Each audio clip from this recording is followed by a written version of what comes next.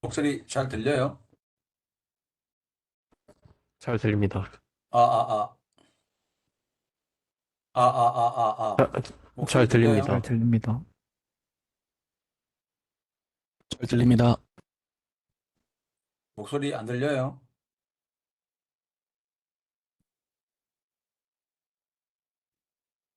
목소리 안 들려요?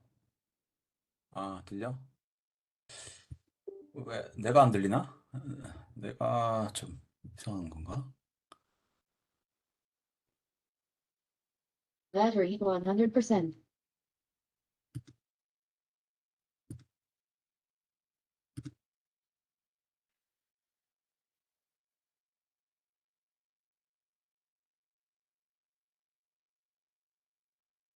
Connected to Chungdong MacBook Pro. 자, 수업 진행할게요. 들린다고 믿을게. 어, 봅시다.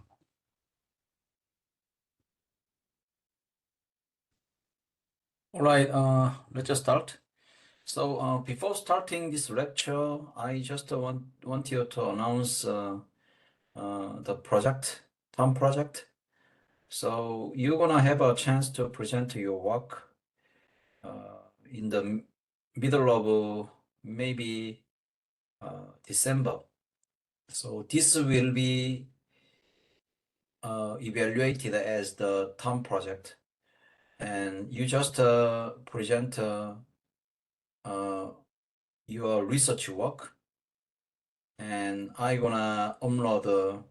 How I gonna evaluate each of works. Okay, so you guys also need to prepare 20 minutes of a slide, and there will be Q&A session. And because we don't have any midterm and final exam, right? Maybe final exam, when it comes to final exam, I can just hold one final exam as a written exam. But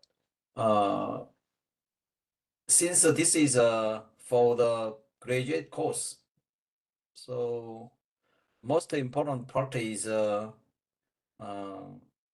session. So you guys need to present your work by showing the unique point of what you've done, and also need to show your work meet the requirement. Okay. So any question? 자, 다시 이야기를 하는데 여러분들이 assigned 된 여러분들 리서치 과제들이 다 있을 거예요.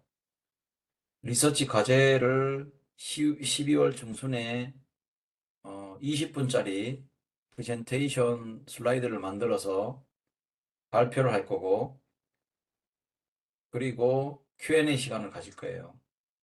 그래서 우리가 중간하고 기말고사가 없기 때문에 기말고사는 있을 가능성이 있어요. 그렇기 때문에 텀 프로젝트가 아주 중요하고, 텀 프로젝트 평가 기준을 내가 업로드를 할 거예요. 그래서 그 기준에 따라서 내가 평가를 할 거니까 여러분들은 지금부터라도 잘 준비를 하시기 바랍니다. 됐죠? 이해했죠? 대답 없어? 대답 없으면은, 근데 왜 목소리가 안 나오나? 왜 소리가 안 나오지? 네, 이해했습니다. 들리십니까? 그래. 아, 그리고 그 덕안하고 반푸한테도 이야기하고, 덕안 숙제를, 반푸는 숙제를 리퀘스트를 하면 내가 컨펌을 해줘갖고 받을 수 있는데, 덕안은 안 해, 그것도. 그러니까 숙제 내라고 좀 민균이가 좀 이야기해 줄래? 네, 알겠습니다. 알겠습니다. 리퀘스트를 하면 내가 그냥 컨펌하면 돼. 알겠지? 네, 알겠습니다. 그렇게 좀 해줘. 만약에 못할 것 같으면 네가 좀 도와줘. 어떻게 하는지. 민균아. 그래. 아, 그리고 참 아까 그 해달라고 한 거는 내가 수업 마치고 바로 해줄게. 내가 까먹어가지고. 아, 알겠지, 민규나? Alright, let's just start. So today's topic is transmission line. Basically, transmission line is, you know, one of the most widely used passive component in millimeter wave application. Okay, so designing transmission line with a low loss is very important. Also, you guys need to understand the basic mechanism of a transmission line in terms of dispersion. Okay. So the transmission line theory is based on distributed network. So because of this, distribution characteristic, we typically utilize, RN, RLCZ, those lumped network, in terms of per meter. Okay, so this is a unit value. So this is a distributed network. Distributed network.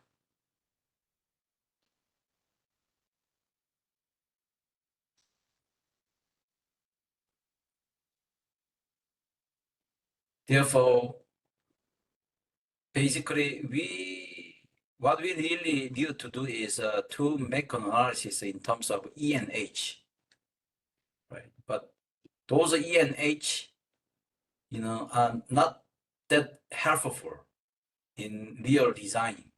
So we use voltage and current instead of, E and H, right? So, however, since this transmission line has a distributed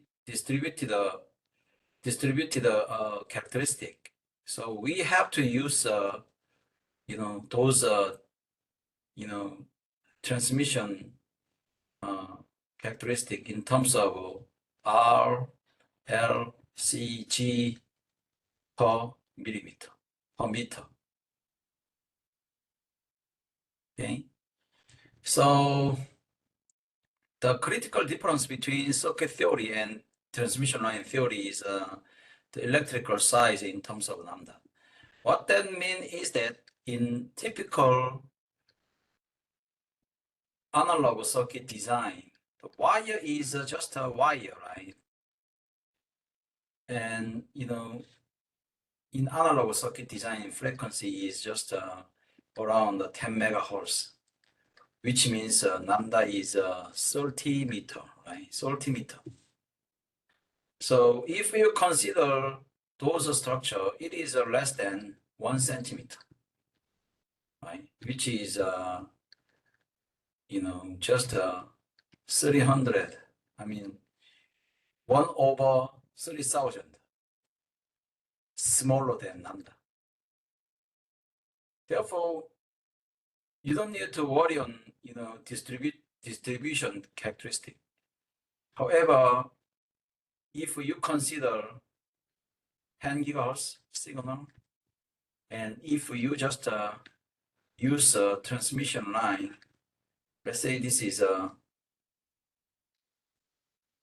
resistor RL, and let's say this is a 4 over lambda, lambda of 4. In this case, lambda is 3 centimeter, right?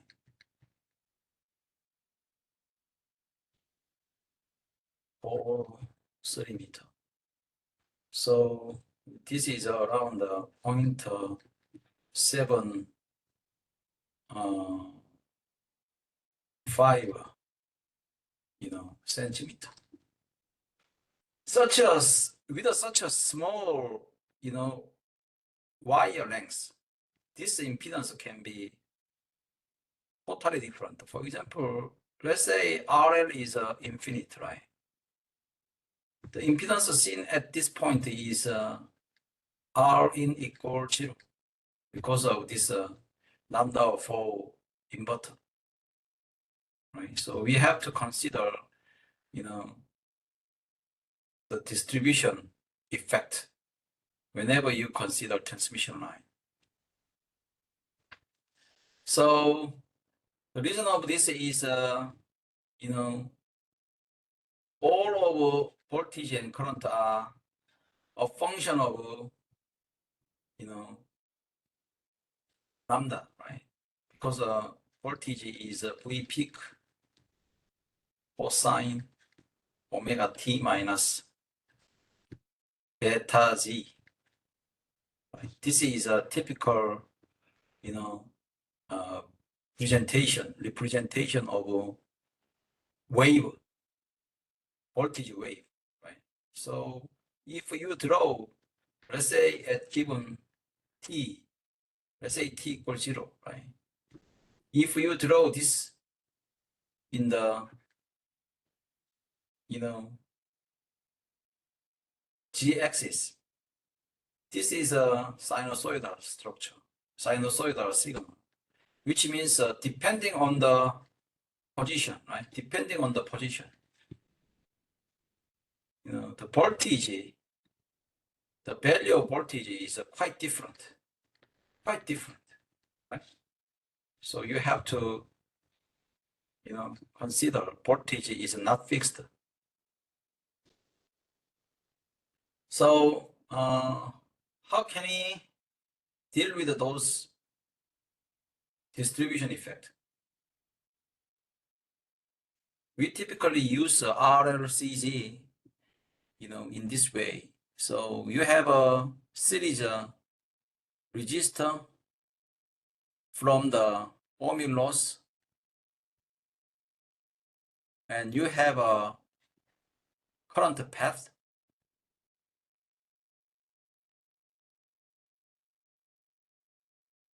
So current is, impeded by, right, by the induced, flux, right? That is a inductor. So L equals, flux divided by I, right? So inductor. And you also have a parallel resistor loss, which is typically dielectric loss. Okay. And also there exists a capacitor, which is just Q divided by V, right? So you have a charge,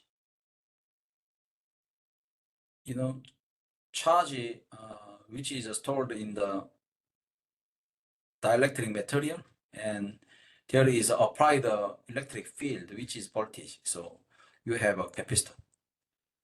Okay. So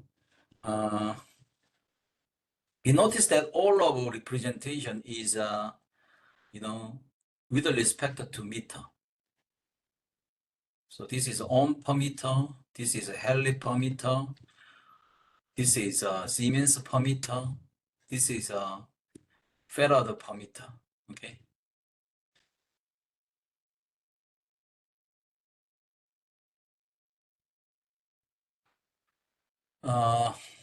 So using, those representation, which is this.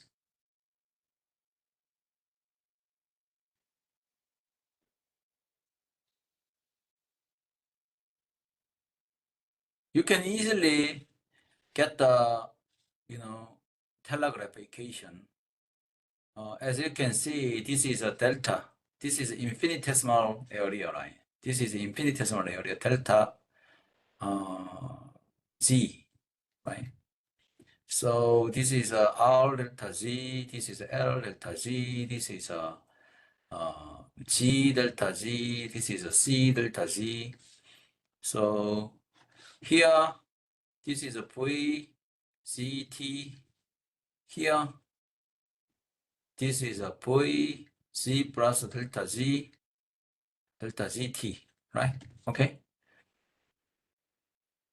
So by using KVL, right? So you can easily V Z plus delta Z T equals this, right? This is let's say this is I C T, okay? This is IGT, okay? Then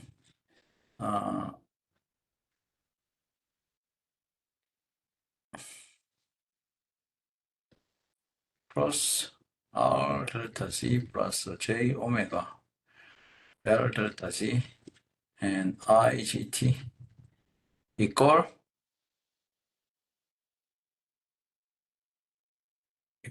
what? VZTT, okay? Using this relation, you have this. In the same way, you can also, make a KCL. Here, we just say this is a I Z plus delta ZT, and this is IGT. So I G plus delta ZT plus here we have a voltage, right, which is V G plus delta Z T, and there exists two paths. One is with this is a G delta G plus another is with this, which is J omega C, right?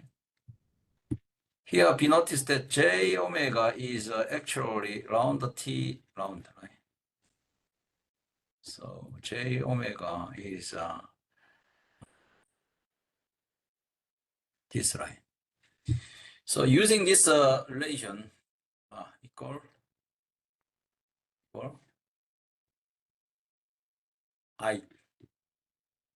IGT, right? So using this relation, right? Using this relation,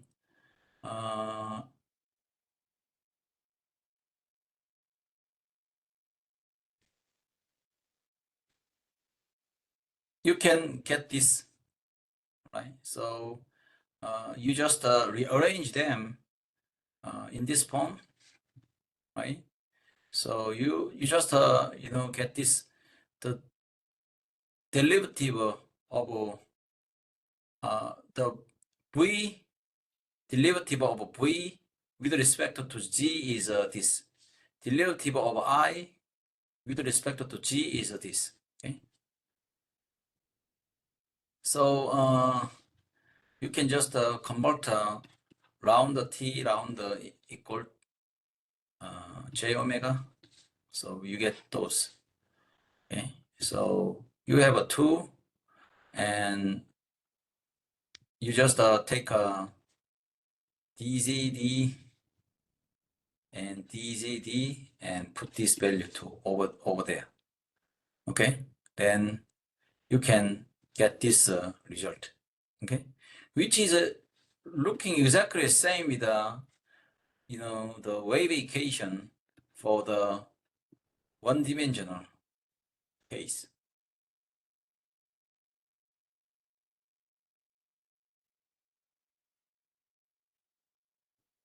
Right? Same. Exactly same. So in the same way, you also get, the wave equation in terms of I. Right? Those are all Helmholtz equation.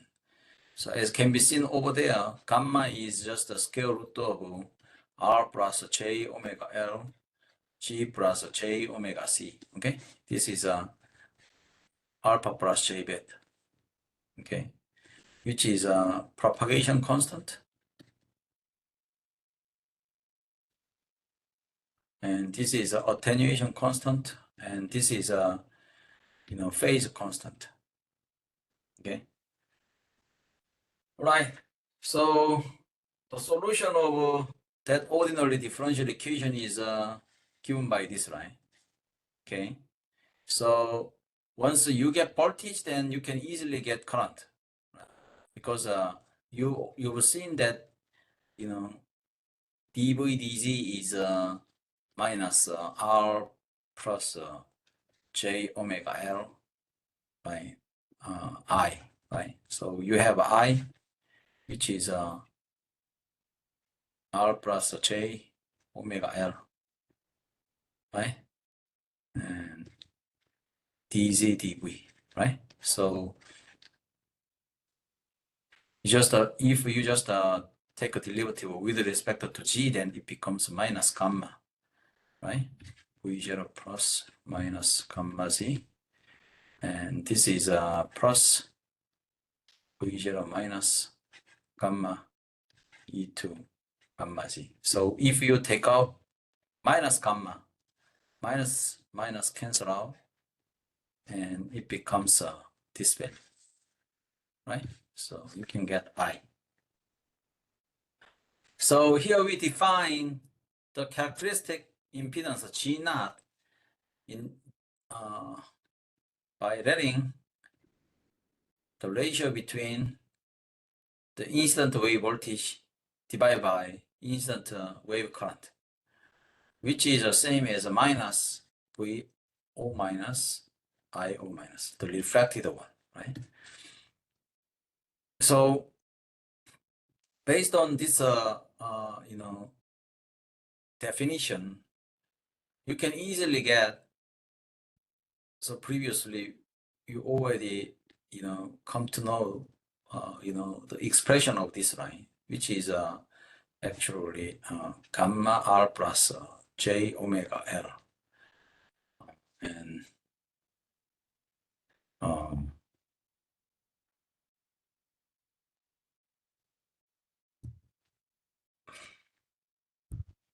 which is VR plus E2 minus gamma z plus this line. So if you divide it by this, then you come to get G naught is gamma r plus j omega l. Okay. Here gamma is what? Gamma is square root of r plus j omega l and g plus j omega c. So by putting this over here, you can get this. Okay. Can be seen, this is a very similar to, plane wave, right? The case of the wave impedance of the plane wave is given by,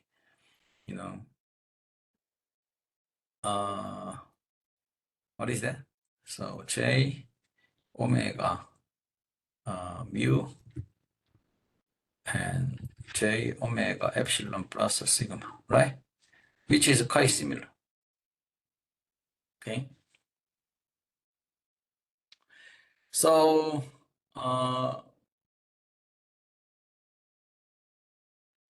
we notice that different from the plane wave, right? The characteristic impedance is definitely as a function of geometry, because R, L, C, Z are all geometric parameters. Okay. Let's take a look at later. So let's talk about lossless case first. So by letting R and G, which means it's a loss, the conductivity is infinite, right?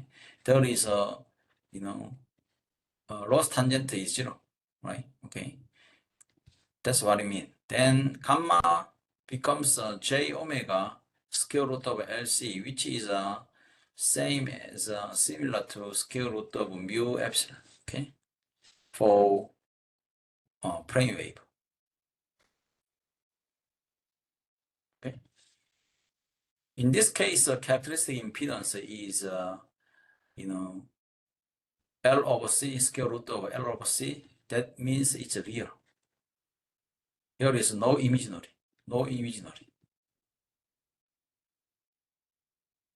Okay. If there is no imaginary, that means it's lossless. Okay.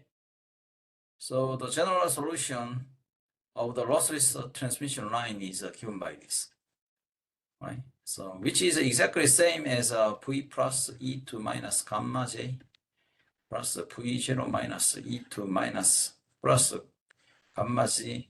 Here gamma is J omega, J beta, right? Because alpha is 0. Okay, so you just put this over here, then you get this. Okay, you know, since this is a characteristic impedance, so I0 minus is given by minus V0 minus G naught. That's why you get this. Okay. So let's talk about the wavelength and phase velocity of transmission line. Okay.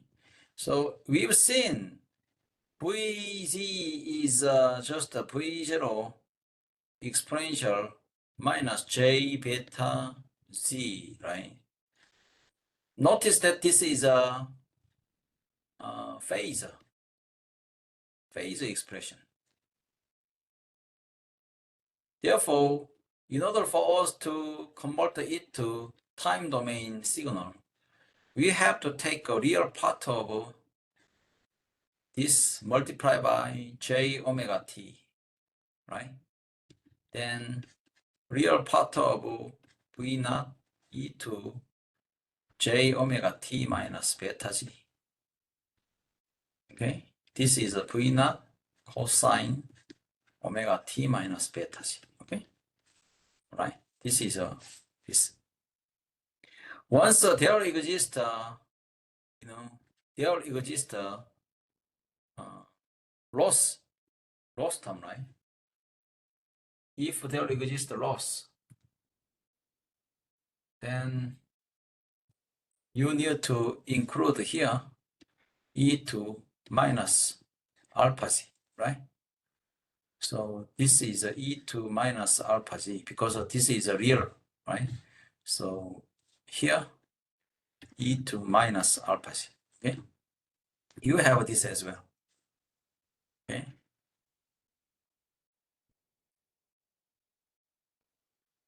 So lambda is what? Lambda is what? Lambda is defined as 2 pi divided by beta, right? Because beta is 2 pi divided by lambda, and omega is 2 pi divided by t, right? Beta converts, right? Length to converts length to phase, right? Omega converts time to phase, right? That's what we got, right? So from this relation, you get lambda is 2 pi divided by beta, which is 2 pi divided by omega square root of L, right? Then how can you get the phase velocity? Easy peasy, right? So you just get omega divided by beta, right? Why is that? Why is that? Intuitively, phase velocity is what? Lambda divided by t, right? So if you take this as lambda 2 pi and t 2 pi, right? This is a beta omega, okay? This is a, listen, right? Now let's investigate the terminated lossless transmission line. Okay, so the situation is like this. You have a transmission line. Also, we notice that in order for any structure B transmission line, the structure has to have at least two separate metal lines. One is a signal path, the other is a return path. Okay. Right. Let's say this is a RGL, right? So let's say this is G naught. If there exists, difference between G naught and GL, definitely part of incident wave will be reflected back. Okay. So we define the ratio between reflected one divided by incident one is gamma.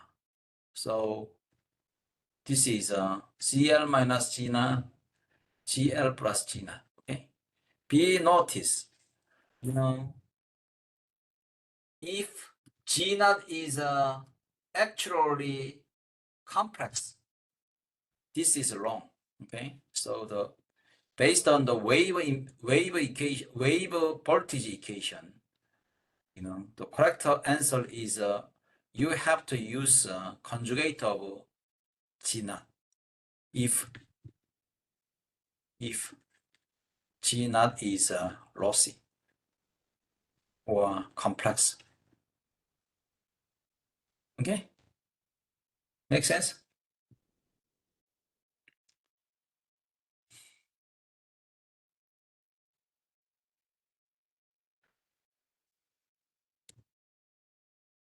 All right, let's derive the reflection coefficient. That's a very straightforward actually. So in this derivation, notice that here is here where the position where GL exists is G equals 0. Okay. So generally we can express the voltage and current at given position is this. We already derived this before. So as we've seen here, right? Voltage at 0 divided by current at 0 must be definitely GL. Okay. So we put here 0, here 0, this 0, this 0, 0, 0. So it becomes 1, 1, 1, right? So this is a V0 plus V0 minus, right? This is a V0 plus G naught minus G naught V0 minus. It divided and it becomes GL, okay? Now we rearrange, and by letting gamma is VO minus VO plus, then you can get this result. Okay.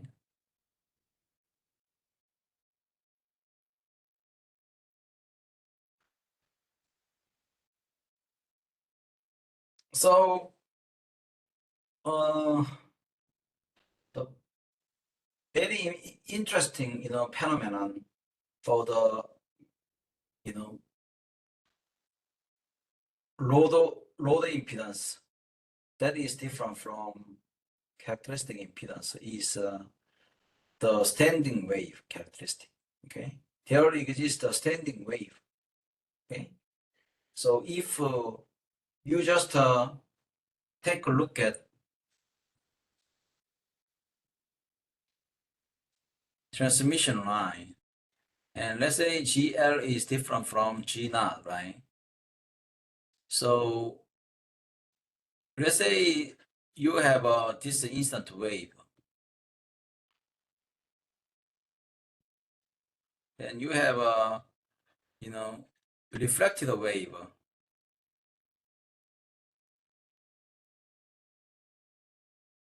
Right. So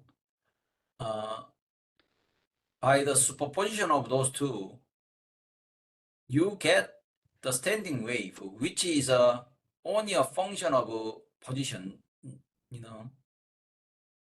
not a function of time. So this is this is not moving. The standing wave does not move. and plus there exists wave, which is a function of time.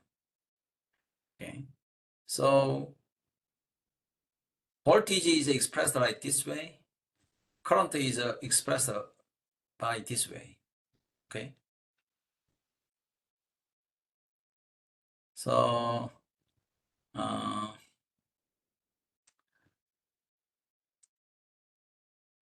if you express voltage in this way, right? In this way, right? Why do we say it's a standing wave?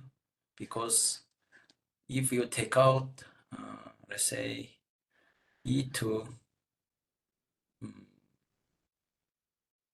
minus J beta Z and 1 plus gamma E2 2J beta Z. Okay. And with this, maybe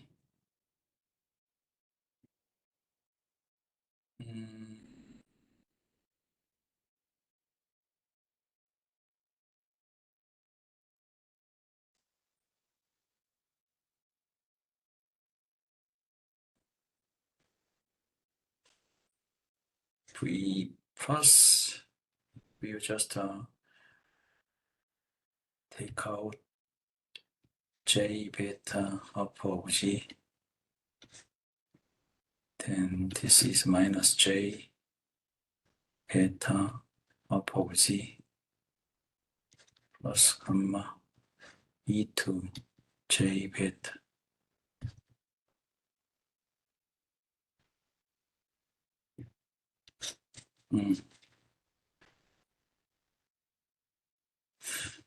What I'm trying to say is that it can be represented by the element that is not a function of time, and also a function of the wave, which is a function of time. So that's what I try to say. Okay, so if we have some time to derive this equation, then I'm gonna present it. Okay, so let's take a look at time average power flow. Okay, along the line. Then the average power is P average is 1/2 of real value of voltage multiplied by current conjugate. Right here, both of them are in peak. Okay, that's why we have a 1/2. Okay, so by doing so, you have those result, and if you take out real value, then the second and third term are just gone away, right?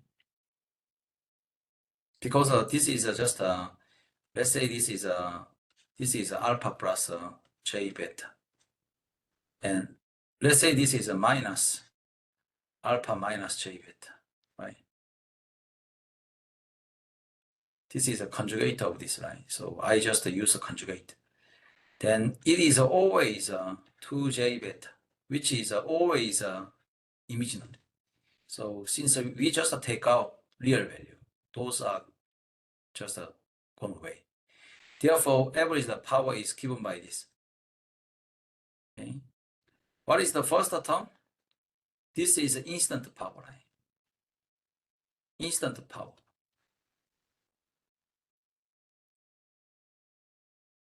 And what is second term? This is actually instant power minus reflected power. This is a reflected.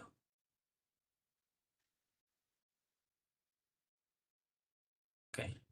So the power delivered to the load is just instant power minus reflected power scale. reflected power. Okay, that's what I mean. So in order for us to deliver the optimum power from source to the load, definitely gamma has to be 0, which is just GL minus G naught conjugate GL plus G naught.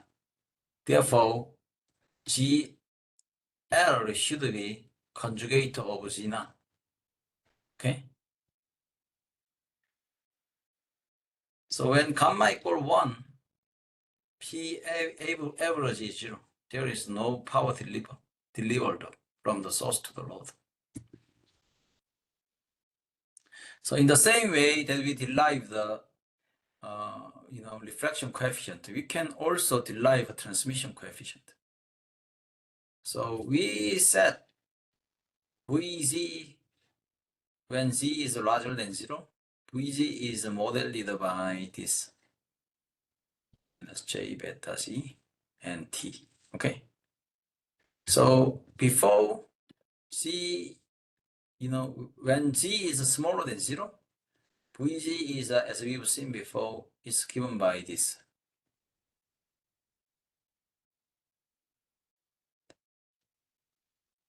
At g equals 0, right? Both of them should be same. So we put g equals 0 and 1 and 2 are same. We let 1 and 2 are same, then you can get t. Okay. So it's very interesting, right? This is a transmission coefficient. So this transmission coefficient can be even higher than 1, right? So if gamma is, let's say 0.5, then t is looking even higher than 1. Okay. Why is that? Because this is a expression only for voltage. Okay. We typically express reflection and transmission coefficient in terms of voltage. But in the same concept, you can also express transmission and reflection coefficient in terms of current. Okay. Definitely total power at this area should be always instant power. Okay. But since we are just we define the transmission coefficient in terms of voltage. At second reason, the amplitude of voltage can be higher than the instant wave voltage. Okay. If you take a look at the transmission coefficient in terms of current, it's opposite. Okay. So total power should be always, the total power at region of 2 should be always smaller than instant power at region of 1. Okay.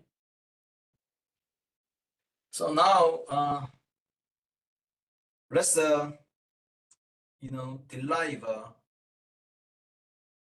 the input impedance as a function of length of transmission line when load is GL. Okay. So in this case, you can see that C in is looking like this. Okay. We notice that in the same way, if it's lossy, then it is looking like all of them is substituted to gamma L minus gamma L. Okay. So this becomes a hyperbole. So it becomes a hyperbole. You just remove this and gamma. Okay. Then this is for the lossy line. Okay.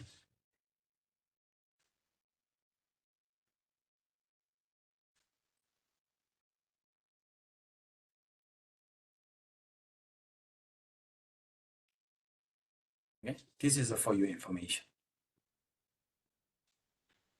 Okay, specifically, when wavelength is lambda of 4, we have a very unique characteristic. Okay, so as we were seeing in previous slide, input impedance is looking like this.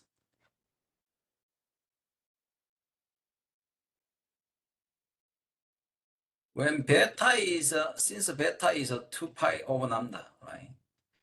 L is lambda over 4, which makes this is pi of 2. So tangent pi of 2 is infinite, right? So here you just divide the numerator by tangent pi of 2. Also, do the same thing for the denominator. Then you get this CL and tangent beta L plus J naught and G naught tangent beta L plus JGL. Okay, this becomes 0. And this cancels. So eventually this becomes GL and G naught square. Okay, therefore you have this relation. Okay, so if you choose characteristic impedance of transmission line such a way that it is a geometric average of input and output impedance, then you can achieve impedance matching. Okay, if you set G not equal this, what is G in? G in is what? GL divided by G in GL, right? So what you can see over here is exactly the same with the G in. What you can see, okay? So therefore you achieve impedance matching. Okay. So now let's talk about the general expression of attenuation. Up until now, we assumed that there is no attenuation at all. Therefore, we only considered gamma is J beta, right? And alpha is 0. Actually speak, this is the special case, right? We have alpha consisting of alpha from the dielectric loss and alpha from the conduction loss. Okay. Okay, so you notice that this conductor loss is should be considered case by case because this conduction loss is a strong function of frequency due to the skin depth effect. Okay, so let's consider dielectric loss first. Okay, so in general case, right? General case. So the wave propagation in certain media or guided wave. Okay, the guided wave equation. Let's say this gamma is, the propagation constant of the guided wave. Okay, so which is alpha. In this case, let's assume alpha c is 0. Okay, so this alpha d plus j beta, right? Okay, so we also know that for the lossless guided wave, right? Let's say this is guided and the wave is propagating like this. And this is the direction of propagation. Okay, this is direction of propagation. This is critical,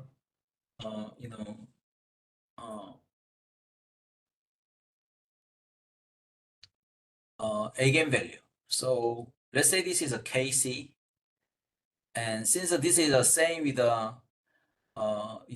free space, so this is K and this is beta. So we have this relation K square equals beta square plus KC square, right? This is a general expression. Okay, so here, if you just express this in terms of J beta square, which is minus beta, right? If you want to express this in terms of J beta square, right? Then this becomes a minus beta square equals KC square minus K square. Therefore, J beta square is square root of J beta is square root of KC square minus K square. If you consider loss from the dielectric, this becomes common. So you have this relation. Okay, this is a general expression for any guided wave. Okay, so the guided wave, the propagation constant of guided wave is given by this. Okay, so let's assume K is K is typically omega square root of mu epsilon. Here we consider epsilon is just epsilon prime minus j epsilon 2 prime, which is epsilon prime 1 minus j tangent loss. Okay, so we put over here.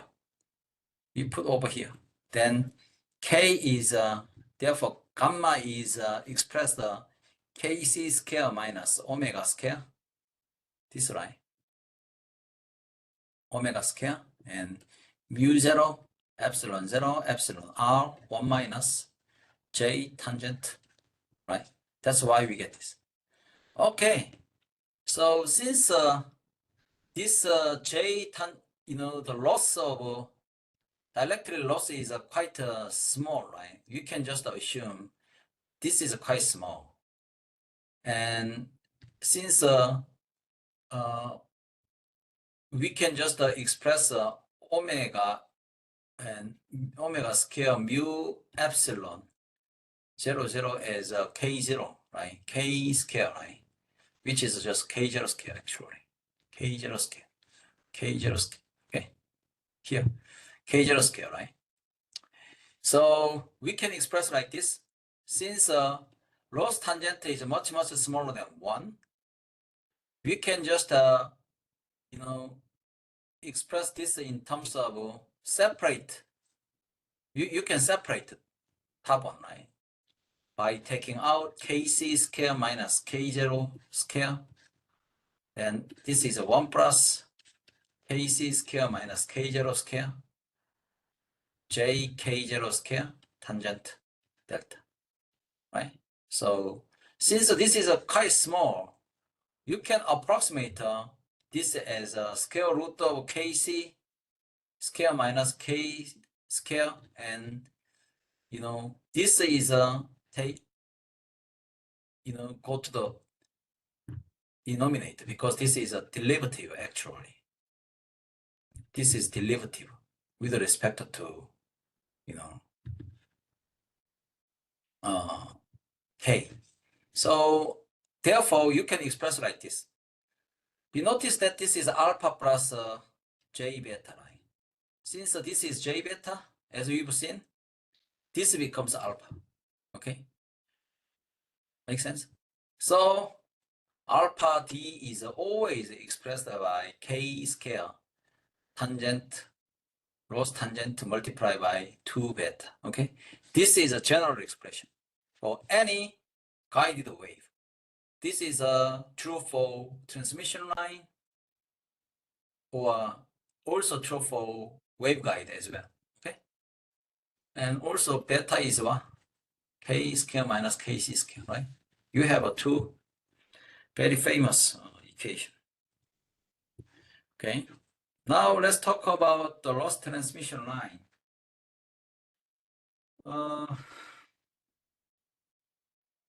as we've seen before, the instant wave voltage is expressed in this way. Here, gamma is alpha plus j beta, right? By putting them over here, you can separate alpha and beta, okay?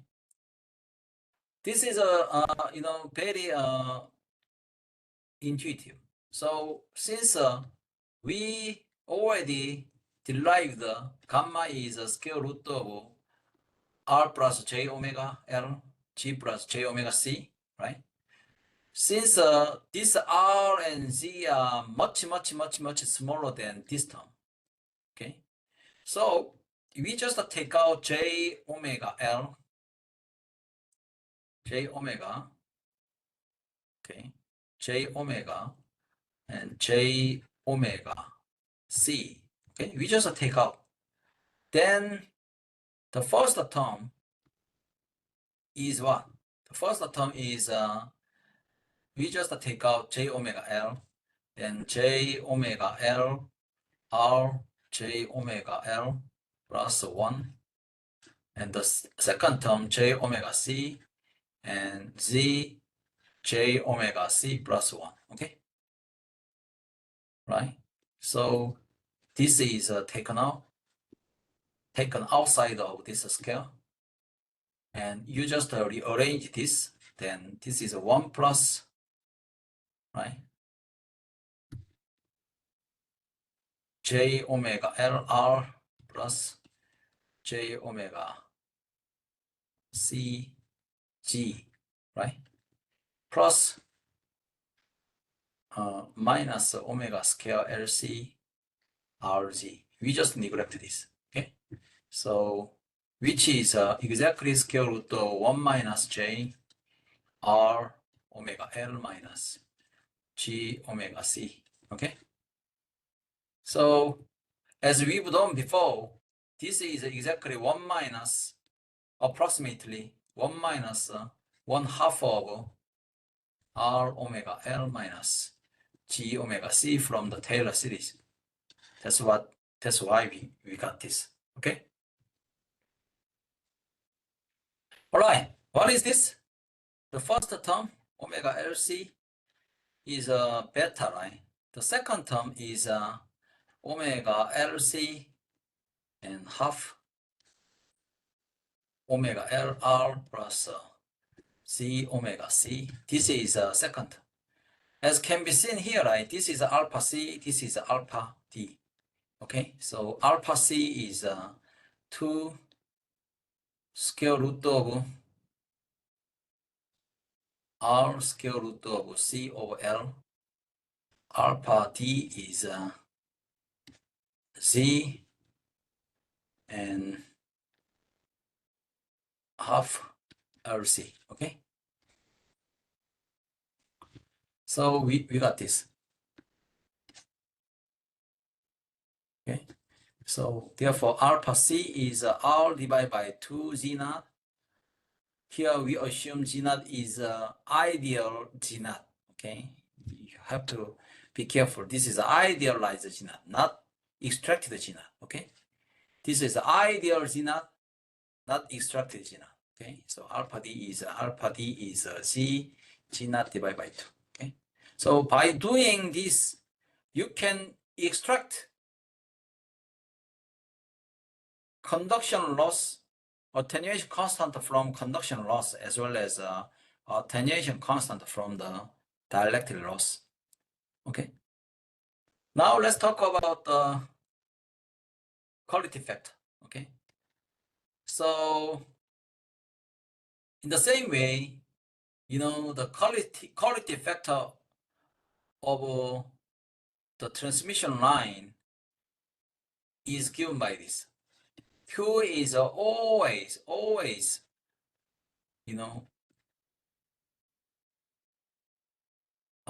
I'm sorry. Q is always beta over 2 alpha, okay? How can you get this? We're gonna see this in the resonator, okay? In the resonator, we derive this. The quality factor Q over any transmission line is given by beta divided by 2 alpha. Okay.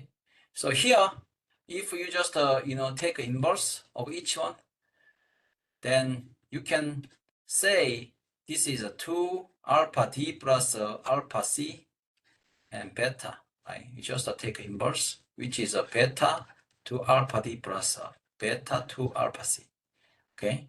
This is a quality factor c, quality factor d, and this is a quality factor c. Okay. That's why we get this, right? Also, the quality factor d is actually, from the definition, this is omega multiplied by energy stored divided by power loss, right? So from this definition, right, the power,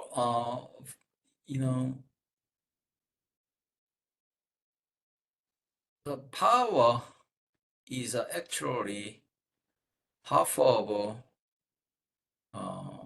epsilon E square, power density wise, right? And this is also omega, and power density itself is half of epsilon prime, 2 prime, this prime, E square. This is power density. Power density multiplied by power density, this power density divided by T is what? This power density divided by T. Okay. So this is just cancel out.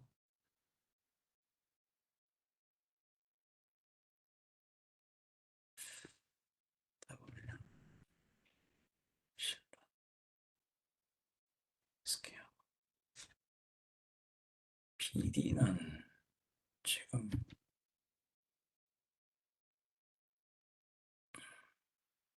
어떻게 했더라 이거. QD는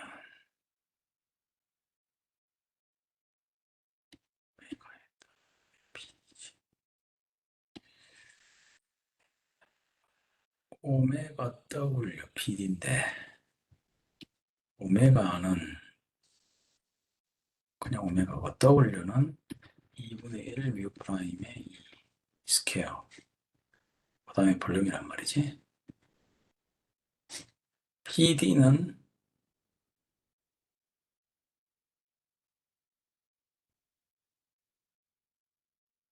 이거는 지금 2파이의 T란 말이지. PD 이렇게 되지. 그래서 TPD가 결국은 오메가 D란 말이야.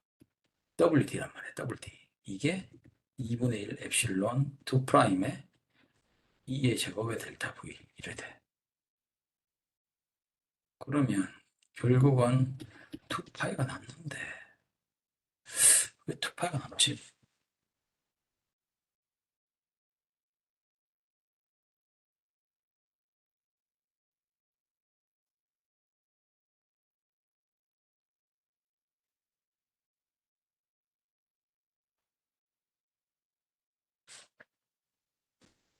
I got slightly confused because QD is actually, energy stored, and this is power dissipated multiplied by time, which is actually energy dissipated. But you have a time, you have a 2 pi. That's what I got confused. Because the top one is just 1/2 of epsilon prime E square, and the bottom one is 1/2 of epsilon 2 prime E square. So you have a 2 pi which is left. So which is a 2 prime, which is actually loss tangent 2 pi.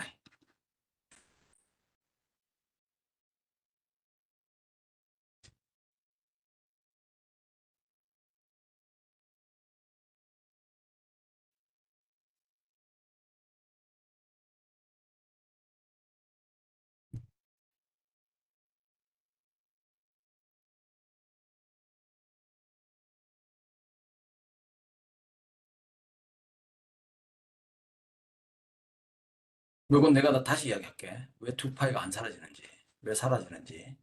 내가 지금 헷갈려가지고. 어쨌든 conceptually you can get like this way. Okay, so from the definition you can see QD is proportional to 1 over loss tangent. Okay, let me just recheck. All right. Now let's talk about distortion. Okay, so as we observed here, right, gamma, right? So definitely this is a strong function of omega. Right? If you don't neglect R and G term, right? R and G. If you neglect R and G, gamma becomes J square root of LC. So it is this non-dispersive. But unfortunately, gamma is a strong function of omega if R and G are non-decreasable. So dispersion means, if you take a derivative of gamma with respect to omega, right? Exactly speak, dispersion is just this beta line. This is a group velocity, actually. So definitely this is a dispersive. Okay, so the lossy line is dispersive. That's unavoidable. But there is a way to avoid dispersion for the lossy line. How? We just take out J omega square root of LC, and then you get this line. What if you just set R over L equals G over C? Then this and this are exactly the same, which means that this is gone away. Therefore, this is J omega square root LC and 1 minus J omega L R over L, which is what? J omega LC plus square root of R square root of C over L. Okay, something like this. So as can be seen, this is of course lossy with this attenuation constant, but this is non-dispersive. Okay, so this condition gives us distortionless transmission line, distortionless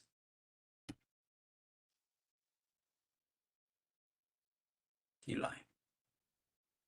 If we don't choose like this way, what happens? If you just deliver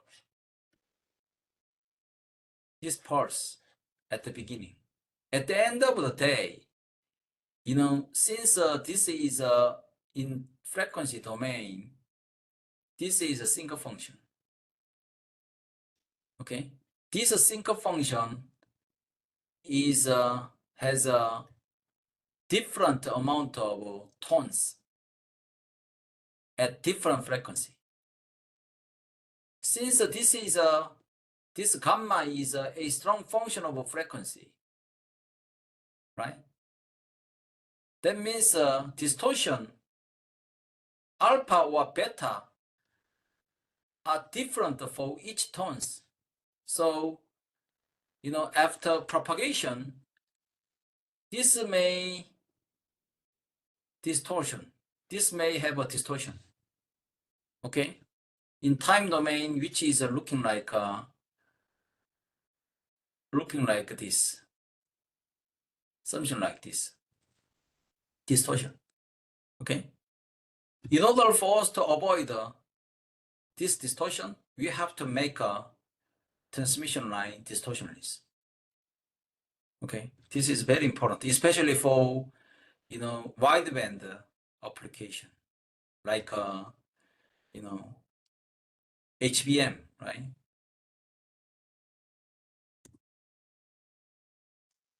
So now talk about impedance and voltage and current. For TM mode, it's very clear.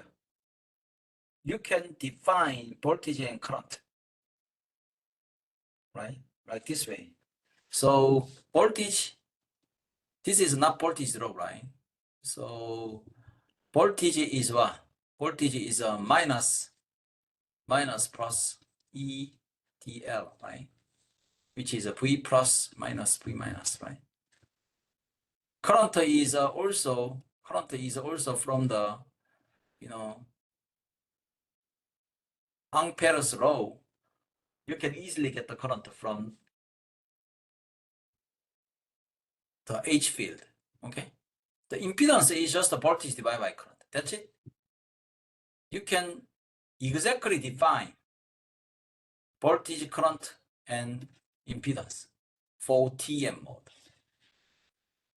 Unfortunately, if it's not TM mode like a general guided wave, you cannot define like this. Okay, why? Because you have to take integration. Let's say for T10 mode in the rectangular waveguide, you have this shape of electric field distribution. If you take integration at this point, okay, this is a E0 integrate 0 to A, right? BL, okay, that's fine. How about this point? How about this point? At edge, voltage is 0, right? In the middle, voltage is maximized. Which one is correct one at this point? So you cannot define, right? So in order for us to define specific voltage and current, it should be TM mode, okay? That's the basic story. For the TM mode, right, this is a very interesting. For TM mode, right, actually the solution is exactly same with the static case. So you can just consider this wave distribution in terms of voltage distribution in static case. Okay, very simple, right? So you can just use Laplace equation. Okay. So however, we notice that different from real static case, right? For real static case, let's say this X, this is Y, and this is G. Oh, no. This is X, and this is Y, and this is G, okay? In real case, right? In real case, for the static case, this is voltage is not a function of Z. However, for real case, voltage is a function of Z.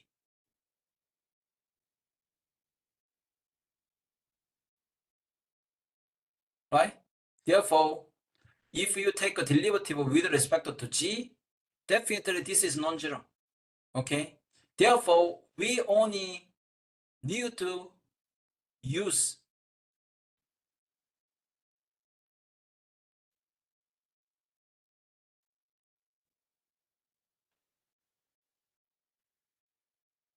this transverse component only. Okay? This is very important. So, from this relation, you can easily get E field is minus gradient of pi xt. You notice that this is a transverse component. H is the same, right? H is just 1 over CTM, right? And AZ, this is direction of propagation, AK and E, right? You can easily get the solution, okay? You notice that this is only true for TM mode, not for any other mode, okay? So for the coaxial cable, right, which is one of the widely used transmission line in our application, okay? You can easily get those four distributed expression, this four lumped component in terms of structure, okay? So I'm gonna skip this. This is very easy to derive, okay? This is a homework. Derive those four, okay? Derive those four, okay? And using this, derive alpha C, alpha D as well, okay? You already have this, right? Alpha C and alpha D. You guys are those, right? And express in terms of beta, okay? Alpha C, alpha D, beta. Let's assume epsilon is epsilon prime minus epsilon 2 prime, and loss tangent is defined as epsilon prime, epsilon 2 prime. Okay, just this is a homework 5. Am I right? 맞냐? 숙제 5번 있냐? Okay, you guys derive this, and express those alpha C, alpha D, and beta in terms of, you know, structural parameters. Okay. Attenuation of coaxial cable due to dielectric and conduction loss. 여기 있네. 취소. 내가 다 해놨네 벌써. 응? 이것만 유도해요 그러면. 이것만 유도해. 알겠지? 근데 수업 시간 다 유도해줬어. 다 알잖아. Okay. Then the gamma is just J beta plus alpha C plus alpha D. Here alpha C is R over 2 square root of C over L. Then you get this, right? Alpha D is the same way. You get this. Okay? Very easy. So let's talk about microstream line. This is another type of transmission line, but be noticed that this is not exactly TEM mode. However, we typically apply TEM mode analysis. Why? Because this is almost a TEM mode. Okay, so we say it's quasi-TEM. Why is that called quasi-TEM? Because as you can see, epsilon here, the top one is epsilon equals epsilon 0. The bottom one is epsilon equals epsilon 0, epsilon r. Okay, top and bottom have different dielectric constant. Therefore, you know, the field distribution must be different. Okay, so we cannot apply, you know, TEM analysis. But as can be seen, right, except the edge, this is almost confined beneath of this width. The electric field is confined. Therefore, it's almost static. So we say it's positive. Okay. Therefore, the effective epsilon is between 1 and epsilon r. Okay. That's why. So for the transmission line, for any transmission line, if you have a G naught and gamma, you can exactly model it. Okay, this is important. When you model any transmission line, it's very easy peasy. Okay, So this is a design formula. So this is a equation for extracting epsilon E, which is used for here. The third one is a synthetic equation. You guys never ever use it, right? Because of ADS. But if you are employed in a company that doesn't have any EDA tools, then you guys need to use in Excel. Okay, so let's talk about attenuation in microstrip, right? We already mentioned that alpha for any general transmission line, we derived that it's looking like this, right? Since this is a microstrip, which is a quasi-static, so we assume it's static. For static, beta is the same with a k. Therefore, this is just looking like this. Okay, so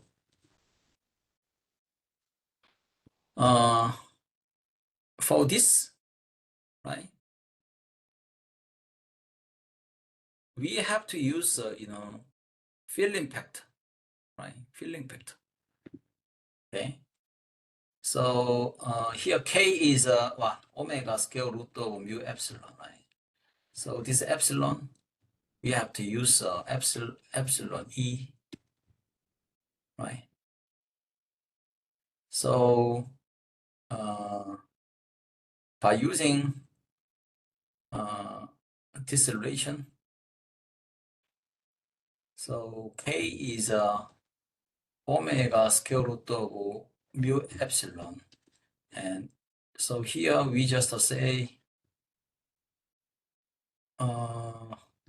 omega square mu 0 epsilon 0 and square epsilon E, right? So this epsilon E is by using field factor. This is re-expressed like this way. So let me see.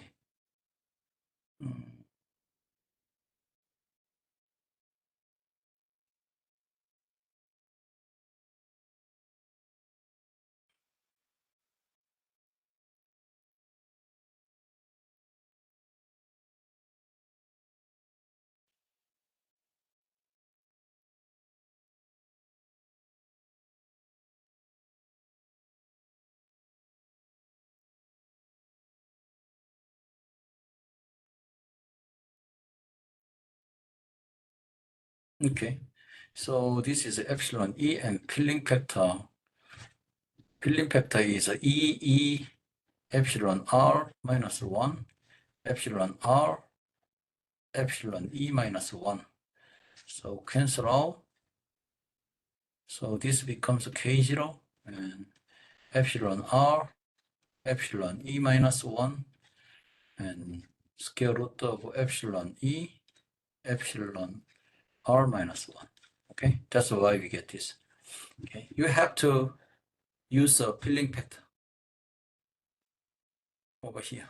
Okay, alpha D peeling factor.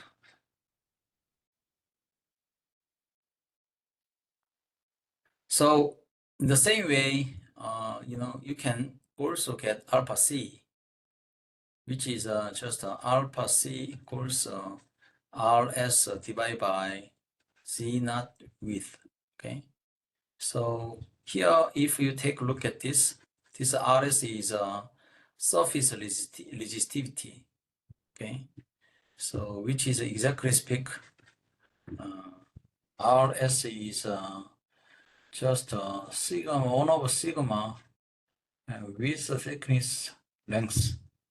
So RS is just 1 over sigma and thickness.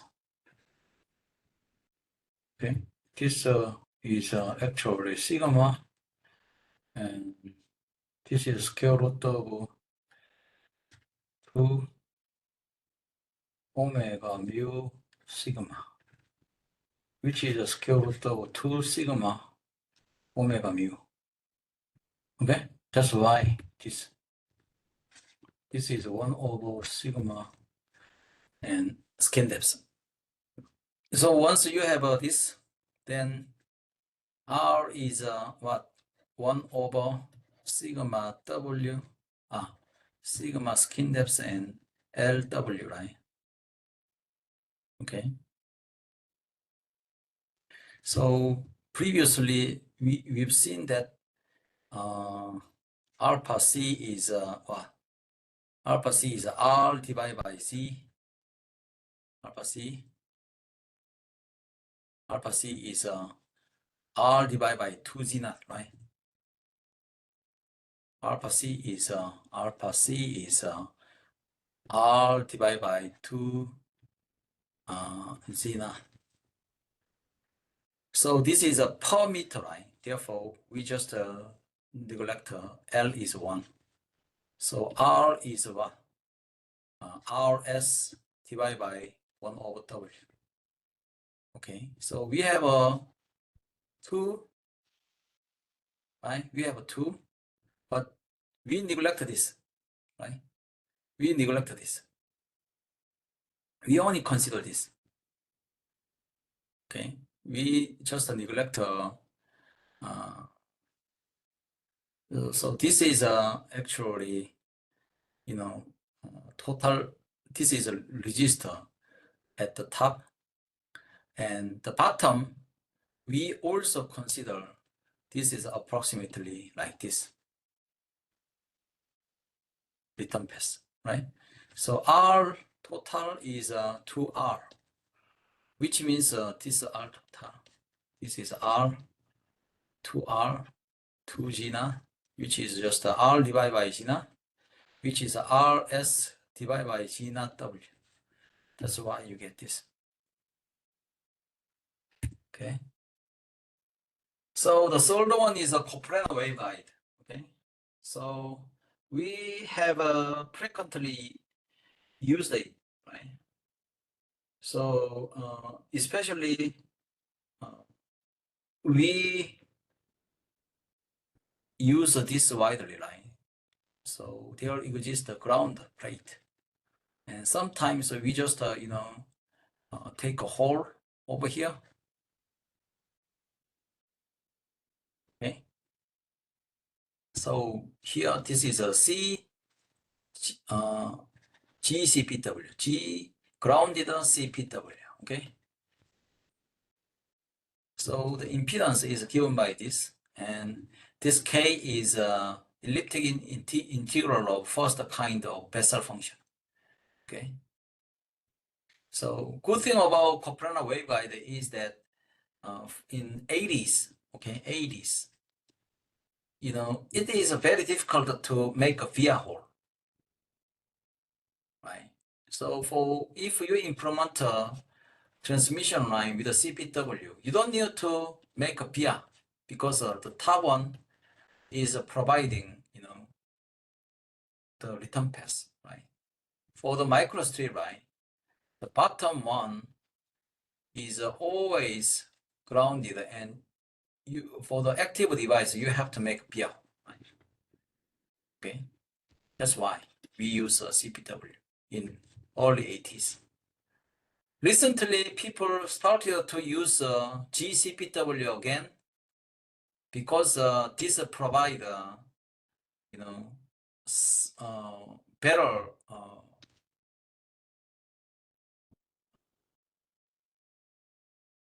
insertion loss. Okay. However, whenever you use CPW, you guys have to be very careful for the multimodal operation. To avoid the multimodal operation, you have to place a bridge. Oh, I'm sorry. If you do like this, then you're dead, right? It doesn't work. So you have to make a bridge like this way. You have to make a bridge like this way, right? Okay. so that this potential and this potential are in the same potential, okay? Otherwise, it may induce multimode excitation. This is desired even mode. This potential and this potential is the same. So the field is distributed like this way. However, if a field is, let's say this is separated, 1, 2, 3. If 1 and 3 are separated, then the potential here is the largest and middle and smallest. Then, electric field is distributed like this way. Okay, so this will provide a totally different impedance. Okay, you will see, your designed characteristic impedance is totally different, which means you're gonna have a large amount of reflection. Okay, that means your circuit doesn't work. Another thing is parasitic parallel plate mode. When this distance is so small, then the ground there exists, something like a microstrip transmission line, mode. So this is almost a microstrip line, right? This doesn't do anything. Okay. So the impedance will be reduced. Okay. So this also may cause large return loss. Okay. So if you really want to do like this, then you have to make a hole. Make a hole. Okay. Make a hole and consider this at the beginning. Okay. So this is the comparison table of various types of transmission line in silicon process. So conventional CPW or microstreamline can achieve about 1 dB per millimeter at 60 gigahertz to 100 gigahertz. Okay. So as can be seen, the shielded CPW provide the smallest attenuation constant. Okay. Typically, as can be seen, CPW provide a better, performance, except the microstrip with a 0.5. But this is due to alpha C is extremely low. Why? Because the thickness of this ST is the thickness of UTM is 3.5 micrometer, while other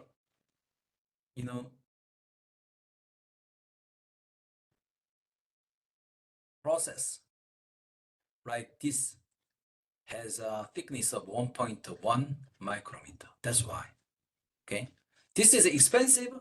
That's why you have a smaller, attenuation. Okay, so my basic guideline is that just use microstrip if you are not sure of it. Okay,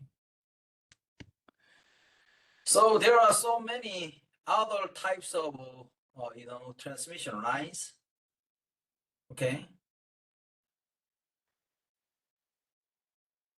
so specifically we can use a suspended streamline. Also, you can also use a fin line for Terrace application. Okay, but those cannot be useful in the integrated circuit. Okay, but can be widely used for the packaging application. Okay, so let's wrap it up. Any question? 야, 너들 질문도 없고, 대답도 안 하고, 나는 힘들고, 어? 질문 없어? 바빠서 그런가 보다. 해. 나도 바쁘고. 다음번에는 내가 수업하면서 이제 질문할 거야, 계속. 내가 질문할게, 이제. 알겠지? 여러분들이 나한테 질문할 기회를 안 줘서 내가 다음번에는 질문을 할게. 조금 속도가 늦더라도 그렇게 할 테니까. 그러니까 내가 이렇게 하는 이유는 여러분한테 도움이 되라고 하는 거고, 내가 하고 싶어서 하는 게 아니야. 나도 놀고 싶어, 이 사람들아. 아, 그리고 태훈아,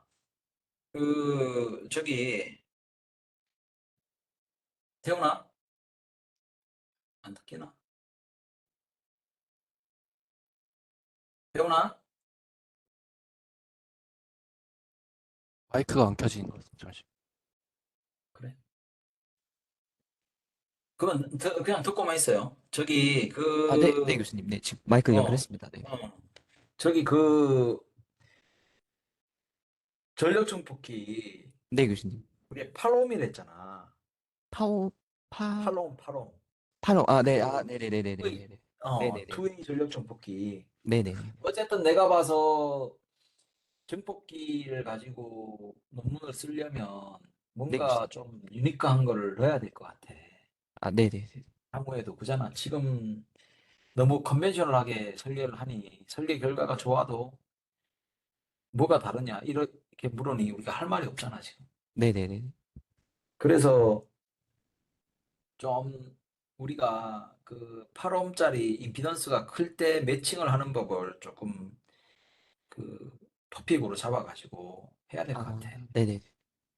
그래서 요 11월 1일 끝나면 뭐 지금 한번 해봐도 좋고, 네네. 우선은 예전에 내가 그 작년에 뭐 강의했던 교환, 잠깐만 뭐 조만간 뭐 할 텐데, 매칭 네트워크를 보면 멀티플 매칭이 있어.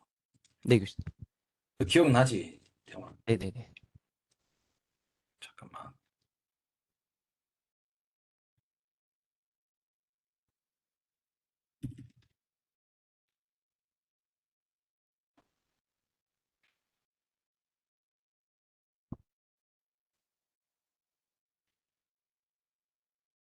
이거 왜 이러지?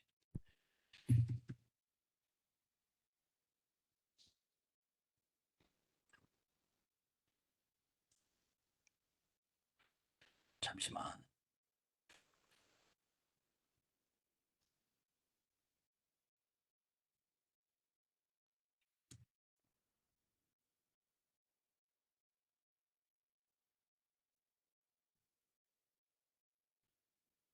자,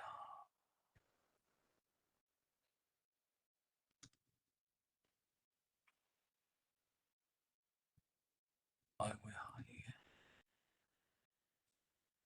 내가 다시 깔 때가 됐다. 내가 잠깐만. 네, 교수님.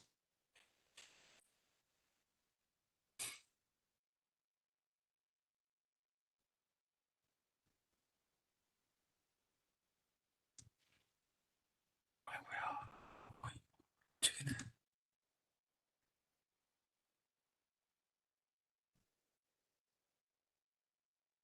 요거를.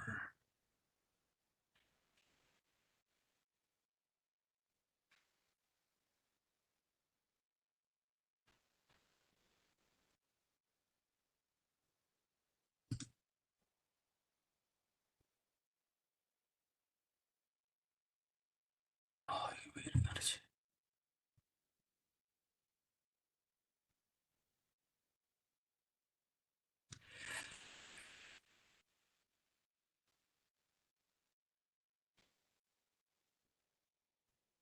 방법을 써야겠다.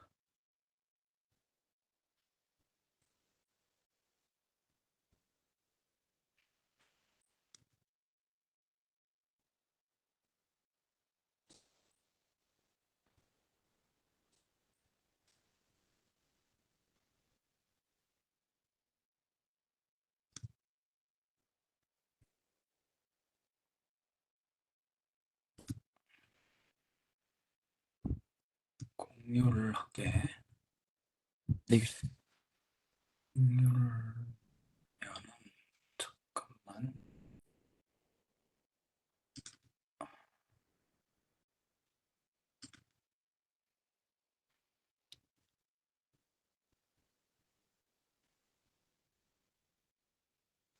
이게 내가 이렇게 될지는 몰라. 왜냐면 아, 네네. 한 개 매칭을 할 때마다 로스가 1dB라고 따져도 1dB면 10%거든. 네네네. 그러니까 멀티플 매칭을 하는 방법을 일단 그래도 한번 생각을 한번 해보게. 네, 알겠습니다. 그래서 잠깐만 이게 뭐 죽었는데.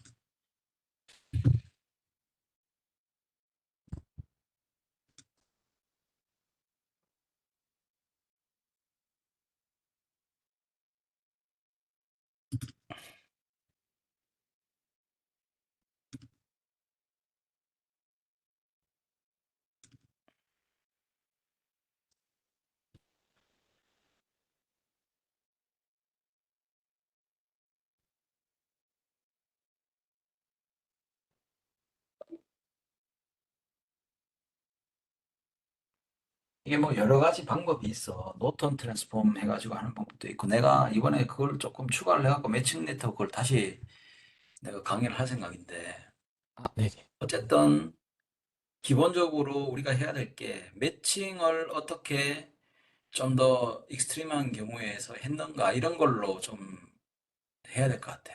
네네. 할 때. 그래서 기본적으로 이제 여기 보면은 이제 뭐 기본적으로 파이 매칭이나 뭐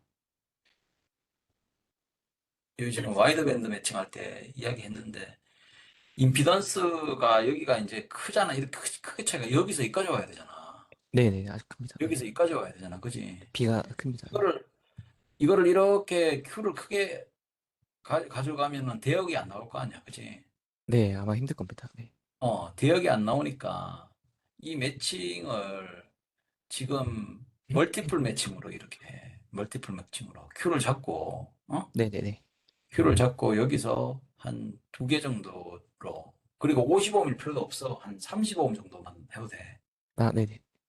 매칭을 55으로 하는 거는 말도 안 되는 거야. 네네. 지금 S11, S22가 10dB가 되려면 그지? 네네. 그러면 지금 50 빼기 30 그다음에 50 더하기 30 하면 이걸 20로그를 취하면 20로그 20로그를 취하면 그러면 12dB라고. 네네네. 8에서 30 정도만 만들면 돼. 네네. 그러면 지금 이게 지금 어떻게 되냐면 어, RS, RL이 지금 어떻게 되냐면 30에서 나누기 8이잖아. 네네. 30 나누기 8, 그 다음에 스퀘어루트에서 1 빼기 해가지고 이거를 얼마를 하면 내가 원하는 Q가 한 이 정도 나와도 알겠습니다. 이 정도 나와도 대역은 충분해. 2만 나와도. 네네네. 2만 나와도 대역이 충분하니까. 그러면 지금 이 의자가 하면 5고, 그지? 지금 네네. 이거 계산하면 2.75거든? 네네. 2.75면 두 개만 해도, 그지? 두 네네. 개만 해도 Q가 1.5 따져도, 어, 네네. 1.5의 제곱 더하기 1에, 그 다음에 제곱을 하면,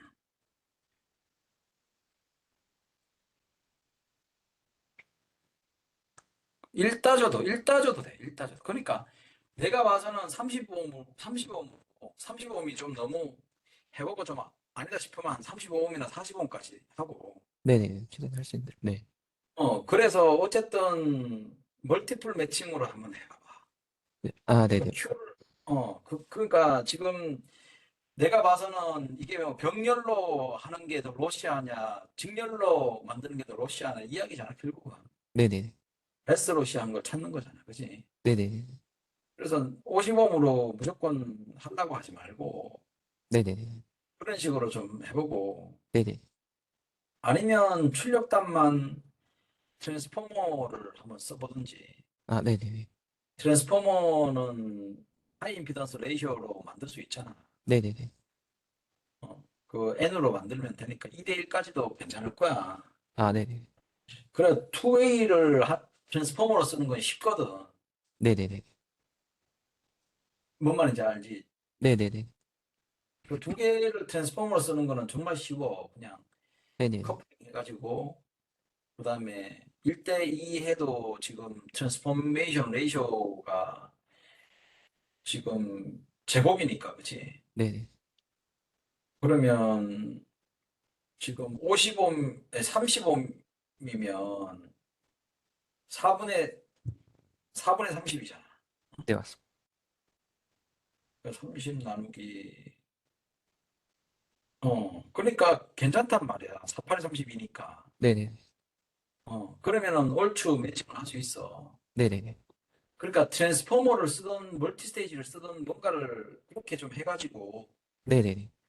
트랜스포머로 일단 해보고 안 되면 멀티스테이지로 해보고 해가지고 네네. 그래서 한번 만들어 봐봐. 네, 알겠습니다. 그래 그러면 논문이 될 거 아니야. 다음부터는 네네네. 뭐라고 뭐 할 거 아니야. 네네네. 그지? 네네. 일단 그렇게 하고 논문은 내가 좀 읽어봤는데 그냥 해주기 싫은 거야 걔들이. 아, 네네. 내가 보니까 해주기 싫은 거야. 그냥 그래서 제목 좀 바꾸고 해가지고 네, 다시 그렇습니다. 한번 내보게. 아, 알겠지? 네, 알겠습니다. 네. 내가 바꾸라는 것만 좀 바꿔갖고 내고 이거는 별도로 설계를 한번 해봐봐. 아, 네, 알겠습니다. 네. 설계 우리 작성한 건 다시 내 그냥. 아, 네네. 네, 11월 요 1일 이후에 이건 좀 볼게. 먼저 순여이 거 좀 하고. 아, 네네. 그럼 한 음, 11월 중순 말 정도 다시 제출하는 걸로 알고 있겠습니다. 그렇게 그냥 제목 바꿔갖고 제출하게. 아, 네, 엑세스. 알겠습니다. 네네. 그리고 이게 케이스 선생님께서, 바이 케이스야. 아, 네네네. 그리고 만약에 좀 그렇다 싶으면 준이하고 네, 준이 지금 한거 지금 패키징 하면 되잖아. 아, 네네. 그럼 패키징까지 포함해가지고 내든지. 아, 네네. 그지? 네네. 준아, 근데 너 지금 패키징 프로그레스가 어떻게 돼가고 있어? 네, 교수님. 어, 어. 그 패키지 관련해서 지금 계속 블루탑이랑 계속 협의하고 있습니다. 그쪽 사양에 맞춰서 계속 곧 수정하고 있고, 어. 그러면 언제 정도 만들 수 있어? 이거를?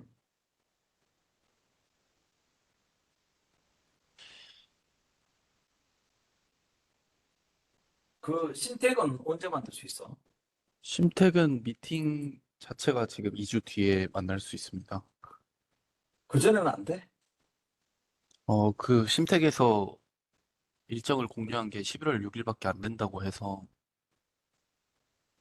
일단 우리만 블루탑 녹아 그자. 우리만 녹아 그지? 맞습니다. 우리만 녹아지 그자. 아, 다른 방법 뭐 좋은 방법 없냐?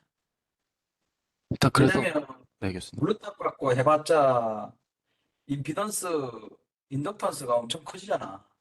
아, 네, 맞습니다. 그러니까 시컷 만들고 논문 안 나오면 뭐하냐? 그러면 나도 괴롭고. 네, 맞습니다. 심택은 그러면 만들어줄 수 있대 어때? 우선 만들어 달라고만 하면 안 돼? 우선 꼭 뭐 미팅을 해야 되나? 돈 준다는데? 어, 그 심택이 규모가 꽤 큰가 보네. 네, 찾아보니까 막 큰 회사랑도 같이 하는 것 같더라고요. 직원이 한 100명 넘냐? 네, 훨씬 넘는 걸로 알고 있습니다. 그러니까 뭐. 네. 삼성, 하이닉스 그런 데랑도 하더라고요.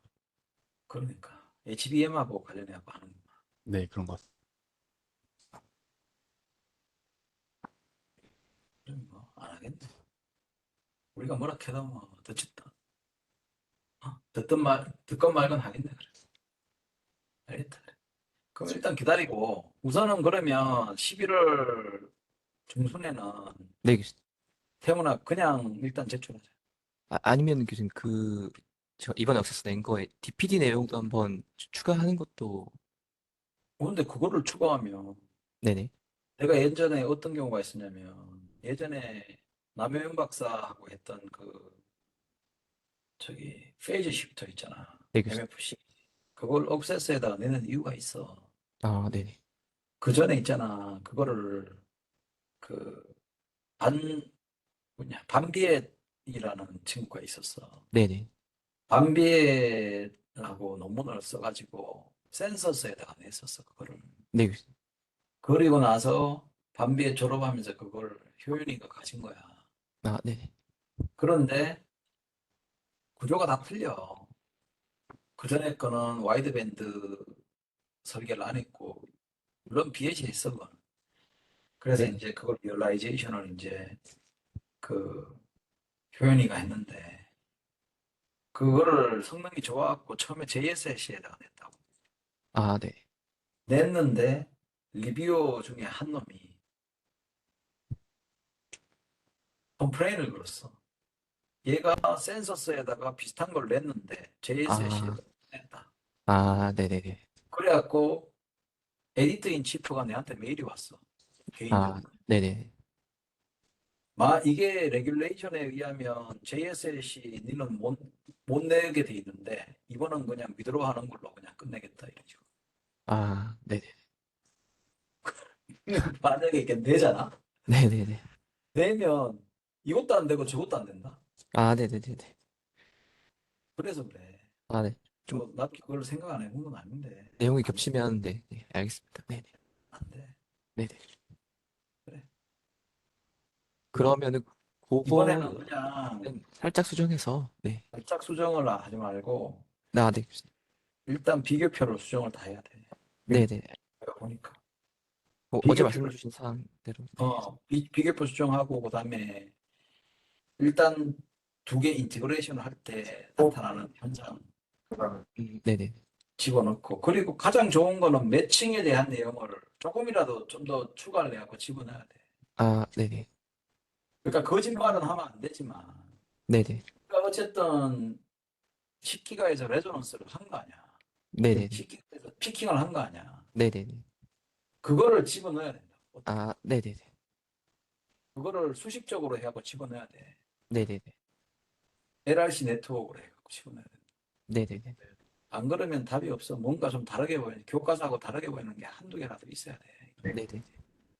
그리고 제목 바꾸고, 네네네. 컴퓨터 지우고. 되지. 네. 내가 고민을 해보면 그 방법밖에 없어. 아, 네네. 그리고 좀 더 안전하게 가려면, 이번에 투 스테이지 가지고, 멀티 스테이지 매칭을 하던, 트랜스포머 매칭을 하던, 네네.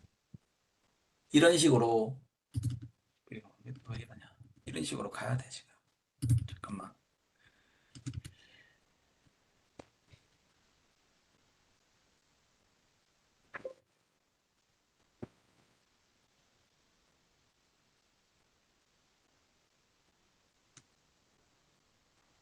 얘들은 내가 봐서는 아예 그냥 작정하고 그냥 리젝한 거야. 아, 네. 그래서 지금 보면 노턴 트랜스포메이션이 있어. 네네. 그건 내가 지금 뭐 하다가 말았는데 어쨌든 그 트랜스포메이션 하는 거를 조금 뭐 작성을 해가지고 트랜스포머로 만들 수가 있거든. 아, 네네. 이거조차도 필요 없어 사실은. 이거조차도 필요 없고 그냥 K가 큰 거 있잖아. 한 0.7에 0.9 정도 되는 걸로 해서 1대2로 만들어서 네네. 그냥 하면 돼. 네네. 그렇게 하면 이게 얘하고 얘하고 B가 엄청 커지게 만들 수 있다니까. 네네네. B가. 어, 알겠지?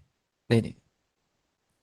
얘도 지금 B가 엄청 커 사실은. 내가 이거 뭐 다른 논문 리뷰하다가 내가 얘가 그림을 하도 잘 그려갖고 내가 빼갖고 왔는데 아, 네. 퍼블리시 된 그림은 아니야 이건. 아, 네네. 그러니까 내가 봐서는 트랜스포머 방식으로 해야 돼. 내가 어쨌든 이거 강의하면서 내가 좀 알려줄게. 네, 알겠습니다. 그렇게 일단 하자. 네네. 봐서는 뭐 그게 답인 것 같고, 순혁이 거는 내가 해가지고 가급적이면 내가 다음 주 이전으로 내가 보내줄게, 순혁이는. 아, 네, 알겠습니다. 그래. 이번 주에 내가 뭐를 해야 되냐면 해외 특허 출원 자료를 또 만들어야 돼. 그래가지고 지금 내가 엄두가 안 나고 있어, 지금. 빨리 하고 끝내야 되는데. 하여튼 그렇게 알고. 그러면 이번에는 숙제 없는 걸로 하자잉. 숙제를 내려고 봤더니 내가 다 해놨네. 그래. 자, 오늘 여기까지 하자잉. 그래. 네, 다들 네. 수고했어요. 네. 그래. 감사합니다.